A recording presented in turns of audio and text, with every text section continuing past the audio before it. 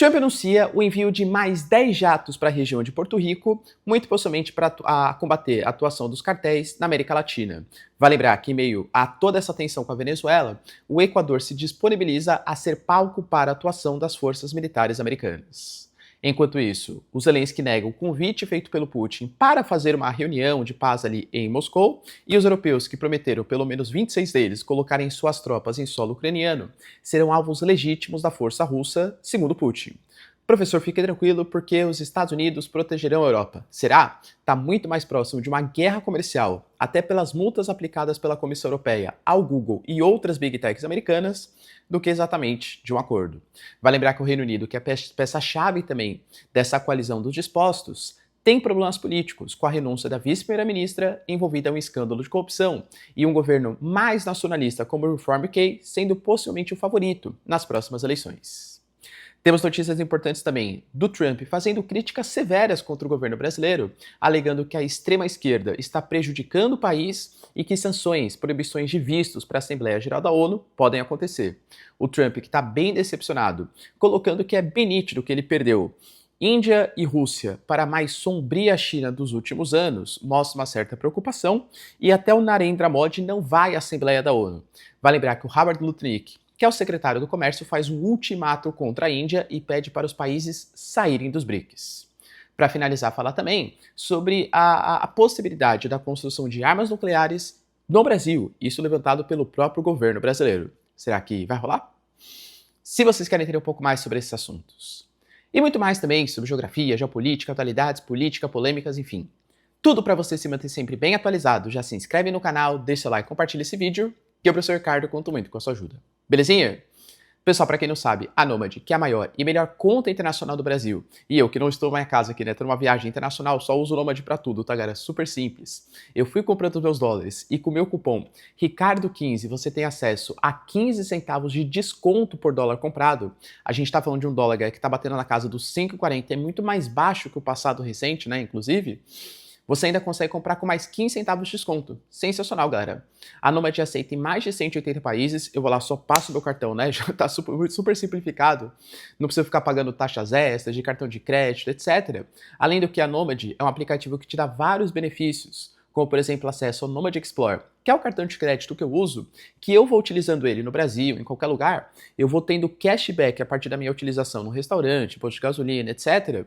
Eu tenho a possibilidade de ganhar pontos que não expiram, que eu troco por passagem, por serviços, produtos, além de vários outros benefícios, como, por exemplo, acesso ao Nomad Lounge, que é a sala VIP da Nomad. Então, se você quiser todos esses benefícios, galera, link na descrição ou QR Code na tela para vocês e usa o cupom Ricardo15. Tenho certeza, galera, que você não vai se arrepender. Belezinha? Então, bora lá pro vídeo que tem um assunto bem importante aí pra gente tratar. Como eu trouxe para vocês na introdução, de fato, galera, os americanos viram com uma grande provocação quando 2 jatos venezuelanos sobrevoaram as embarcações militares americanas que estavam dispostas na região do Caribe. O governo americano alega que essas embarcações são somente para finalidade de combate ao tráfico. A gente teve até 2 embarcações que sofreram, né, aliás, uma embarcação, perdão, com 11 pessoas que foi afundada pelas forças americanas, que o governo americano alega que era da Tren-Aragua, né, e que supostamente teria vindo da Venezuela para fazer a sua ligação com os Estados Unidos. Já trouxe para vocês que é um pouco estranho, porque os americanos mobilizarem toda essa força militar para afundar uma embarcação de 11 pessoas que estava carregando, galera, um pouquinho. Claro que qualquer quantidade já é prejudicial, né?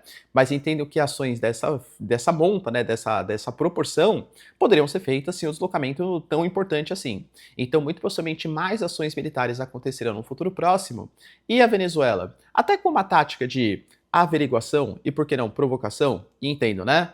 Professor, mas eles colocaram primeiro as embarcações ali próximas. Mas a Venezuela foi lá e sobrevoou. Enfim, né? Provocações sendo feitas. O governo americano, claro que não gostou, e inclusive o Trump colocou que pode abater, sim, caças venezuelanos se eles colocarem as embarcações em risco. E aliás, você perguntar, tá, Arthur, mas em qual distância seria risco? Ele falou que ele não se pronunciaria sobre isso e que isso seria a responsabilidade ou capacidade dos militares americanos. Depois dessa provocação dos venezuelanos, o governo Trump anunciou o deslocamento de mais 10 caças F-35 para a região de Porto Rico.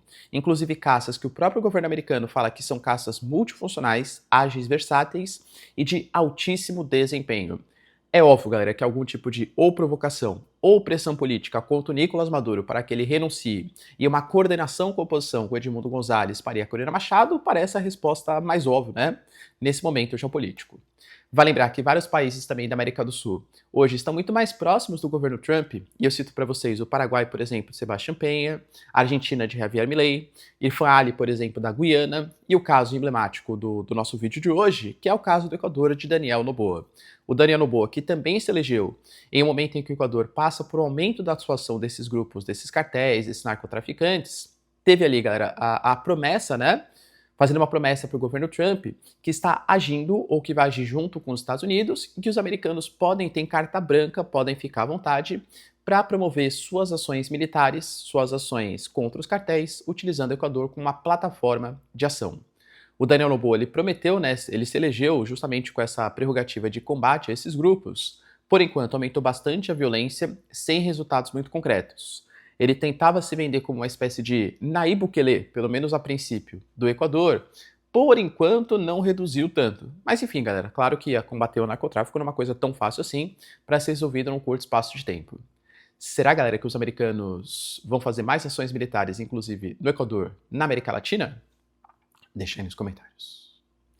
Além disso, cara, tivemos também uma notícia importante sobre o convite, né, que o Putin tinha feito ao Zelensky para que ele participasse de uma cúpula de paz, uma reunião em Moscou. Ah, professor, o Zelensky tem que ir. Cara, cuidado, né? Eu sempre falo para vocês, poxa, em geopolítica, qualquer mínimo detalhe, ele faz toda a diferença.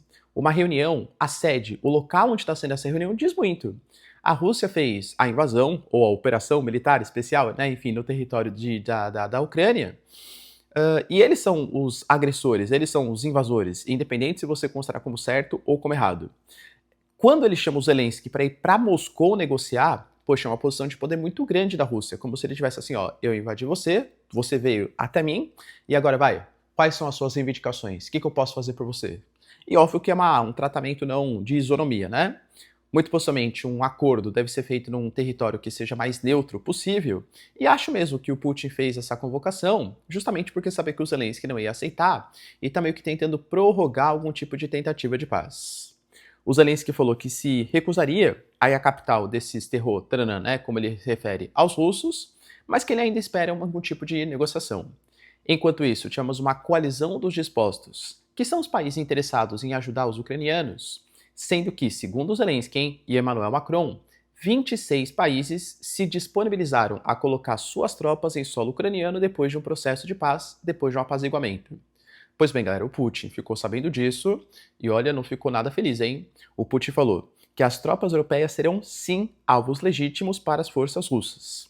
Inclusive colocando que se forem tomadas decisões que levem a uma paz duradoura, que ele não vê sentido na presença deles na Ucrânia. Ponto final. Ou seja, não teremos tropas europeias. E aí, claro que a mídia alemã começou a demonstrar preocupações, a mídia francesa, porque, segundo as palavras do Putin, se forem colocadas tropas da Europa ou da OTAN em solo ucraniano, algum tipo de ataque pode acontecer.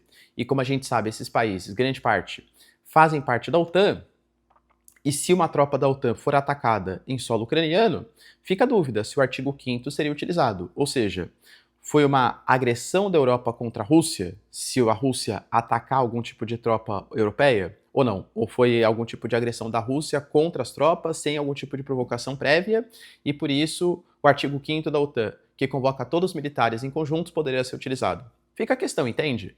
Fato é que isso já deu, eu diria, um certo pé atrás, porque de fato não sei se os países europeus vão ter coragem, né, para colocar suas tropas em solo russo, sabendo isso que poderia abrir precedente para algum tipo até mesmo de acidente, mesmo, a Rússia não quis, mas, sei lá, fez um ataque, por exemplo, e acabou atingindo militares europeus de defesa. E aí isso é provocação? Isso é conflito indireto entre OTAN e Rússia? Fica a dúvida. Ah, professor, mas fique tranquilo, sabe por quê? Porque você está esquecendo que os Estados Unidos, eles podem ser um fiador desse processo. Olha, eu diria que não muito, hein? O Trump anunciou que não vai mais fazer programas de financiamento para tropas, para financiamentos militares para países próximos da Rússia, mas que também vai manter suas tropas, por exemplo, na Polônia. Além disso, o Trump está muito possivelmente agora comprando uma briga com a Europa. Ou a Europa comprou uma briga com o governo Trump, depende da sua perspectiva. Senhor, como assim, né? O papo das Big Techs, lembrando que o governo Trump ele é muito financiado pelas Big Techs e tem uma participação política muito forte também das Big Techs no seu governo. Vídeo J.D. Vance e até mesmo, que nem vai ser parte do governo, né? Elon Musk. E a Google ela foi multada pela Comissão Europeia. A alegação da Comissão Europeia é que o Google fez uma espécie de abuso da posição dominante do próprio mercado. Em que sentido?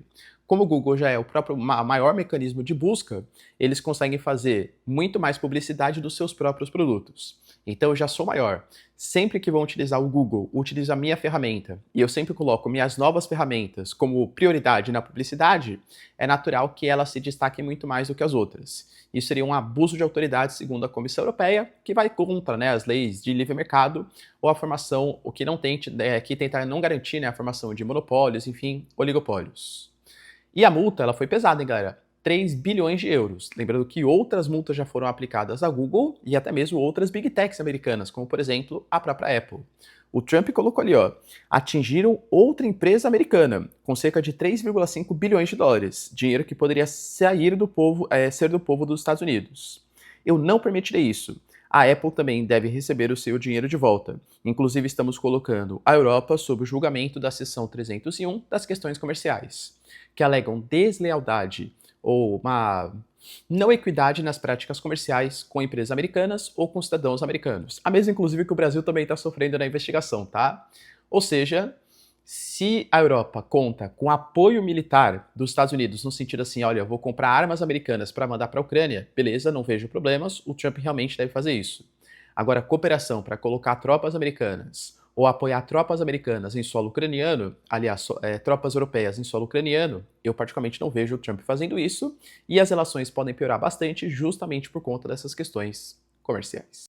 Galera, e pausa rapidinho aqui no vídeo para pedir para vocês votarem, por favor, em mim, como o maior influenciador da educação brasileira no prêmio IBEST 2025, que é o maior prêmio da internet brasileira. Se vocês votarem em mim, juro que eu vou gostar bastante, tá? Vamos colocar a geopolítica em posição de destaque nas premiações do Brasil. Enquanto isso, garantimos também o Reino Unido, que é um país europeu, embora não faça parte da Europeia, sofrendo com uma gravíssima crise política. Hoje a gente tem o governo do Keir Starmer já sofrendo 8 baixas, é o maior número de baixas. Assim, passou inclusive o Boris Johnson. E lembrando que o Boris Johnson esteve envolvido, né, em festinhas, tal, durante a pandemia, não pegou muito bem, né, já que ele pedia para as pessoas ficarem em casa e fazia festinhas fechadas com bebidinhas, mulheres, né, enfim, tá, uma coisa meio polêmica ali do Boris Johnson. E o Keir Starmer, que é um governo trabalhista, que substituiu uma série de governos conservadores na sequência. Eu diria que desde o Brexit, até antes, né, do Brexit rolar, já vem perdendo popularidade. Aliás, percebam que isso é sintoma de uma Europa não desfuncional, mas em crise. O Friedrich Merz, por exemplo, que é chanceler da Alemanha, também vem perdendo a sua popularidade. É fato, e é um governo mais de centro-direita.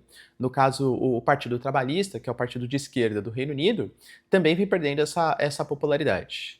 O Keir Starmer hoje, ele aparece, ou o partido dele, né, aparece atrás nas pesquisas, para vocês terem uma noção, do Reform UK, que é um partido considerado pela mídia internacional como um partido de extrema-direita, um partido ultranacionalista.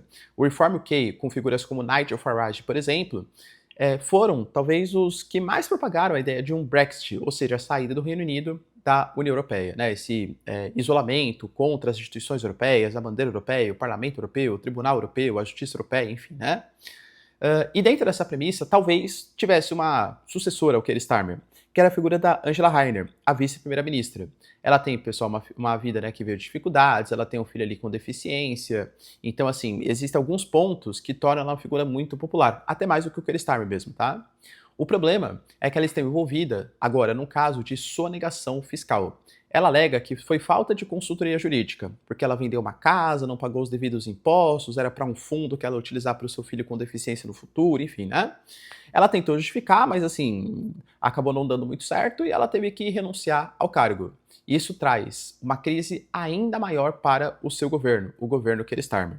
Ou seja, se o Reino Unido pudesse ser um país importante dessa questão das tropas europeias, eu diria que uma saída de um governo trabalhista para a ascensão talvez de um Reform UK, que é muito mais nacionalista, talvez não concorde exatamente com essas pautas. Além disso, tivemos também, no caso mais dos BRICS aí, o Trump tecendo uma série de críticas ao governo brasileiro, alegando inclusive que o Brasil está, assim, decepcionando demais o seu governo. Segundo ele, hoje o que existe é que ele está muito irritado com o Brasil porque estão fazendo algo muito infeliz. E que até por isso ele já aplicou pesadas tarifas contra o governo brasileiro. Mas deixou claro que ele mantém ótimas relações com o povo brasileiro. Ele estava se referindo à questão da possibilidade de não serem vistos. Porque, muito possivelmente, membros da ANP, Autoridade Nacional Palestina, não receberão vistos. De outros países que não mantêm boas relações com os Estados Unidos, como o Sudão, também não receberão. E o Brasil também. Por exemplo, tem um caso que é muito enfático, que é o caso do Alexandre Padilha, que é o nosso ministro da Saúde, que ele foi sancionado pela posição dele, pela participação no programa Mais Médicos. O governo americano considerou que isso era um financiamento da ditadura cubana e uma exploração da mão de obra de trabalho dos médicos cubanos e sancionou uma série de autoridades, inclusive o nosso atual hoje ministro da Saúde. E aí, vai conceder vistos diplomáticos? Isso até fere uma série de princípios da ONU assinado pelos Estados Unidos, porque, teoricamente, os vistos deveriam ser concedidos. Mas os americanos já não consideram no passado.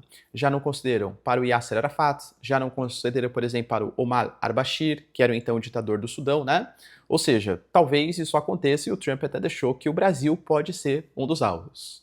O Brasil, mesmo assim, se mostrou disposto a negociar. O Lula falou, olha, eu quero negociar com o Trump. Aliás, Trump, se você quiser, o Lulinha Paz e Amor está de volta. Ele alega que ele não tem nenhum tipo de interesse em brigar com os Estados Unidos, até porque Brasil e Estados Unidos têm uma amizade de mais de 200 anos. Mas a lembrar que o Brasil já vem adotando algum tipo de medida contra o governo americano. Ou não medida, mas pelo menos especulações. O Brasil entrou na OMC, Organização Mundial do Comércio, e o Brasil já acionou o princípio para a Câmara do Comércio da possibilidade de aplicar a lei de reciprocidade, ou seja, taxar os americanos da maneira como os americanos taxam a gente. Não acho que a gente vai taxar, porque sobretaxar produto americano significa produtos americanos mais caros no Brasil, sendo que a gente não compete com vários deles, a gente só importa mesmo. Então, muito possivelmente deve ser na questão de quebra de patentes ou outras sanções políticas, mas não exatamente sanções comerciais.